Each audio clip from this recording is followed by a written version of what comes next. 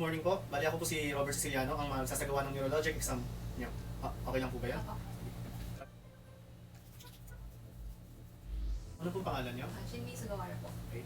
Magsisimula na po tayo, Ma'am Shin May. Okay lang po ba yan? Opo. May sasabihin po akong salita at uulitin niyo po ito. Okay po? Opo. Ako ay Pilipino. Ako ay Pilipino. Okay po. Ngayon, may sasabihin po akong bagay at gagawin niyo po ito. Taas po ang kanang kamay at ipatong sa kaliwang balikat. Okay? Ano po? Bali, may papakita po ako sa inyo na mga bagay at papangalanan niyo po ito. Ano po ito? Hello. Hello? Ito po? Ball pen. Ito po. Scotch tape. Okay.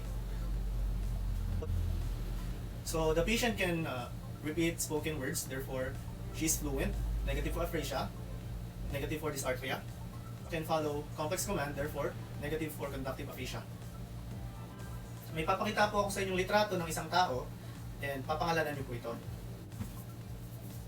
Sino po ito? Si President Rodrigo Duterte. Okay. So the patient can recognize familiar face, therefore negative for prosopagnosia.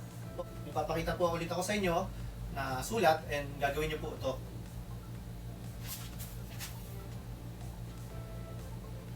Okay po.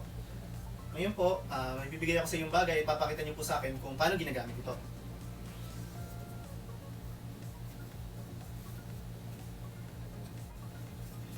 So the patient can follow written commands and can wear the cap correctly, therefore negative for praksha. Kasabi po kung anong petsa ngayon. May 6, 2020. Okay. Alam niyo po ba kung nasaan kayo ngayon? Nasa clinic niya po. Ano Sa po? Valenzuela. Valenzuela Clinic. Ano pong pangalan ko ulit? Si Doc Robert. Okay. Naalala niyo po ba kung anong huling pinagawa ko sa inyo? Pinasuot niya po ako ng hat. Yung sombrero, okay. Ngayon po, may tanong ako sa inyo. Naalala niyo po ba kung anong virus yung sikat na sikat sa balita ng mga nakarang linggo? SARS-CoV. SARS-CoV or? Or COVID-19. Okay, COVID-19. Ngayon, naalala niyo po ba kung sino yung huling presidenteng babae ng Pilipinas? Si Macapagal Arroyo. Okay po, tama po. The patient is oriented to time, person, and place. She can recall recent, remote, and immediate memory. Therefore, no memory loss. Ngayon po, may ipapaamoy po ako sa inyo. Pero bago yun, checkin ko muna, baka barado yung ilong nyo. Okay lang po ba yun? Sige. Ngayon, patakip po yung kanang butas ng ilong. Tapos, hihinga po kayo sa ilong para ma-check ko po kung walang bara. Sige po. Okay, sa kabila naman po. Okay, both nostrils are patent. Ngayon po, papikit ng mata at may ipapaamoy po ako sa inyo at sasabihin niyo po kung ano ito. Ako na po magtatakip. Ano pong naaamoy nyo? Chocolate. Sige po. Pikit pa rin po muna. Ngayon po, sa kabila naman. Ano po naaamoy nyo? Gatas. Okay po. Po, dilat na po kayo. The patient was able to identify the smell. Therefore, negative for anosmia. Ngayon po, checkin naman natin yung mata nyo. Bibigay ko po sa inyo to at tatakpan nyo po yung isang mata nang hindi pumipikit. Okay lang po ba? Tapos, may papabasa ako sa inyo. Sa kaliwat kanan.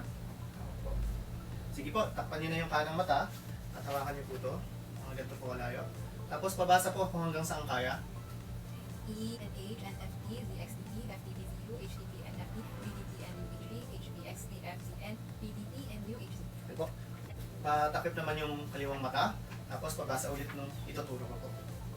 E, Palakas po ng boses. E, NH, NFD, ZXDP, FTDZU, HTP, NFD, ZDT, and UHD, HPXD, FZN, PDT, and UHD. Okay po. The patient's visual acuity is 20/20 on both eyes. Tingin lang po sa malayo. Okay. Ito pong palagay po ng kamay niyo dito. Itong angulo ng kamay. Yan, yan. Yan po. Yan, sakto po. Tingin pa rin po sa malayo. Okay na po. Okay. Patient's both pupils are equal, around 2 millimeters. And patient is positive for direct and indirect light reflex. Susundan niyo po yung daliri ko ng mata na hindi gumagalaw yung leeg ko. Okay po? Sige, tingnan niyo po.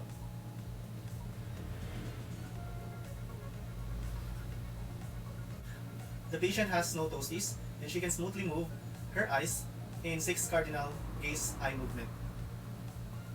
Itutusok po ako sa mukha niyo, then sasabihin niyo po kung pantay ba yung nararamdaman niyo. Okay lang po ba? Medyo itutusukin ko lang po yung mukha niyo. Okay lang po? Sige po. Pwede po patanggalin sa salamin.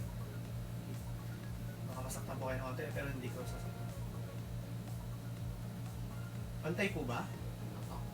Ito po. Opo. Opo.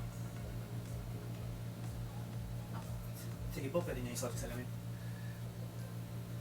So the patient can feel the pinprick symmetrically on her face. Ma'am, pa-open po ng jaw, ng bibig. Pasara na po. Ngayon po, kagat niyo po ng maigi. Okay po. The patient's jaw has no deviation, and upon clenching, the masseter was strong. So ngayon, gayahin niyo po yung kung anong gagawin ko sa mukha ko. Okay po ba? Okay po.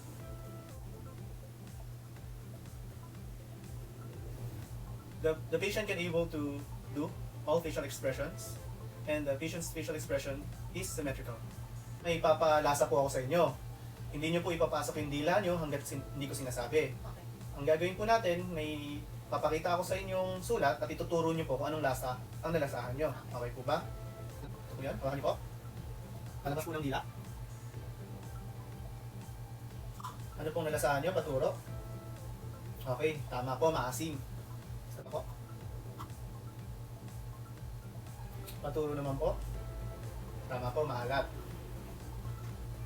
The patient, ay, ma'am, pasara na po ng bibig. So, the patient can identify the proper taste. So, negative for dysgeusia and ageusia. Wala. Pero okay. Ngayon po, may paparinig ako sa inyo at ganito po yun. Okay po. Ngayon, ipapato ko po ito sa ulo nyo at sabihin nyo po sa akin kung pantay yung naririnig. Okay po ba?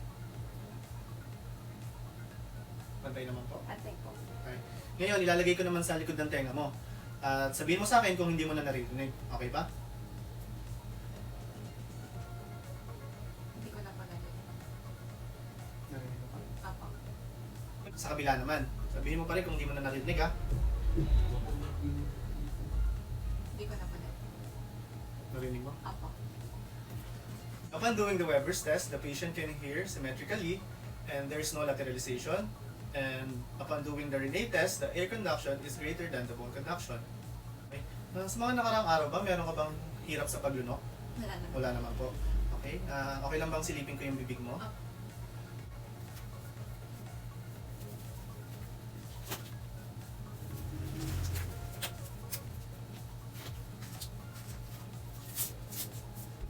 Okay. Palabas ng dila. Tutusukin ko lang, ay ipapasok ko to ng konti at baka may makaramdam ka ng parang masusuka. Okay lang ba? Mabukas pa. Sabi ng Okay. Okay. Nga. Sabi ng Okay.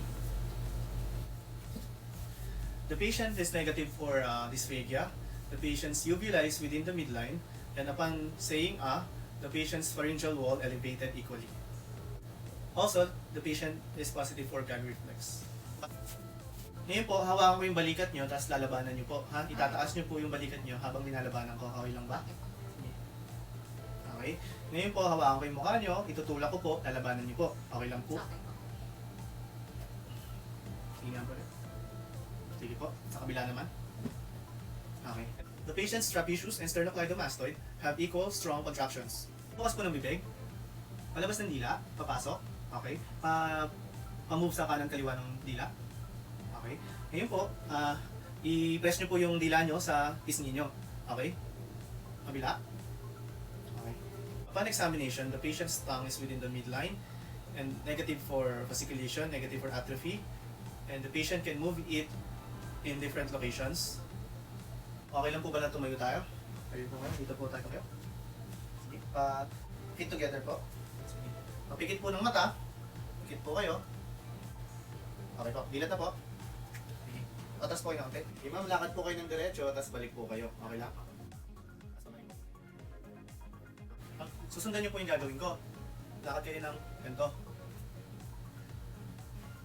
Tapos, pabalik.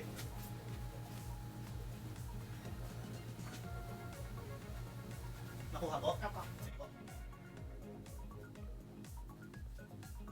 Okay, patas na po.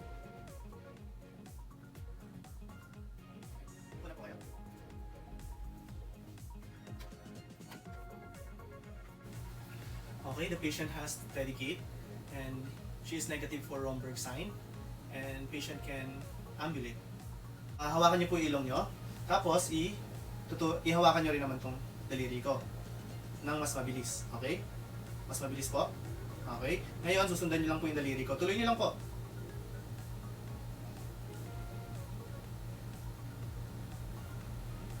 So ngayon po, hihiga po kayo. Okay lang po ba? Okay. Dito po yung ulo. Higa lang po kayo ng flat. Po, ang gagawin niyo po, yung kanang sakong ilalagay sa kaliwang tuhod. Ngayon, slide pababa niyo po. Mga 3 beses. 1, 2, 3. Ngayon, sa kabila naman po. 1, 2, 3. Okay po, salamat po. Pwede na po kayong umupo. The patient can do the finger to nose test properly. Also, the heel to shin test smoothly. Ngayon po, checking ko naman yung kamay paa nyo. Okay lang po ba? Hahawakan ko po yung braso nyo. Okay lang po ba? Tsaka yung paa.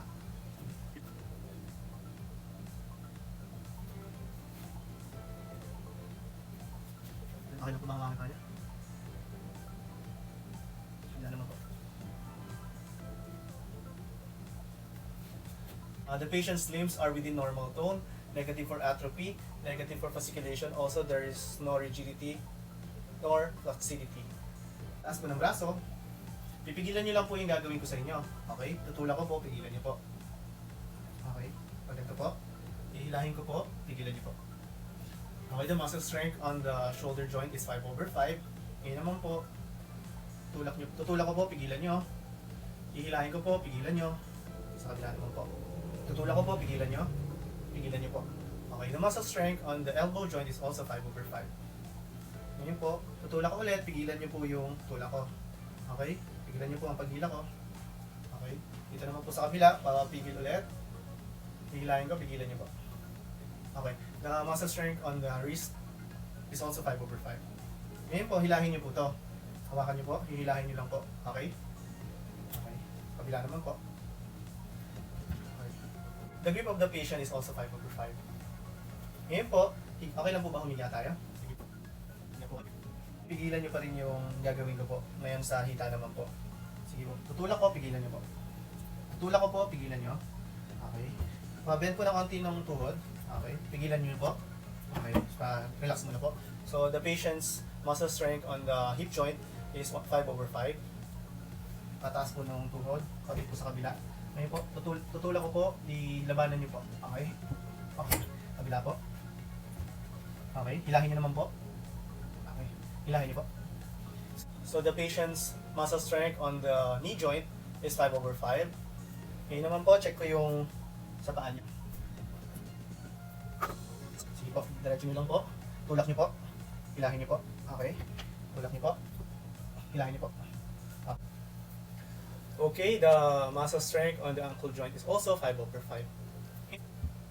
Okay, ngayon po, ang gagawin po natin is check ko po yung mga reflexes nyo.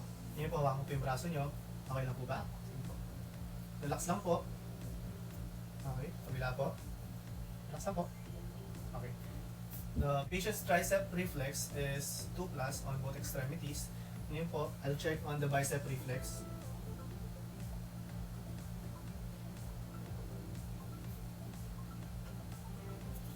The bicep reflex is 2+ on both arms. Ngayon po, dito naman ma'am. Okay.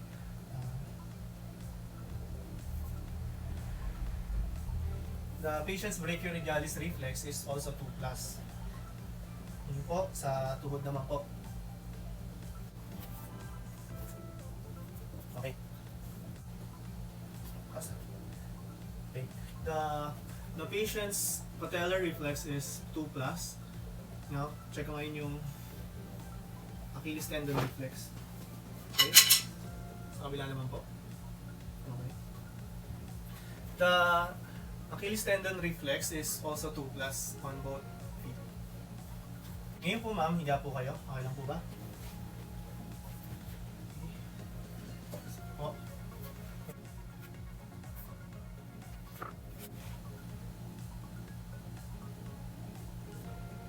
Bila naman po. Okay.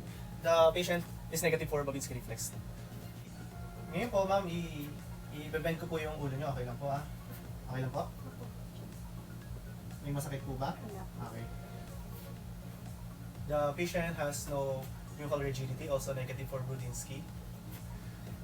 Ngayon po, ma'am, i-extend ko po itong hita nyo pataas, okay? Sabihin nyo lang po kung may masakit. May masakit po ba? Wala po. Sa kabila po.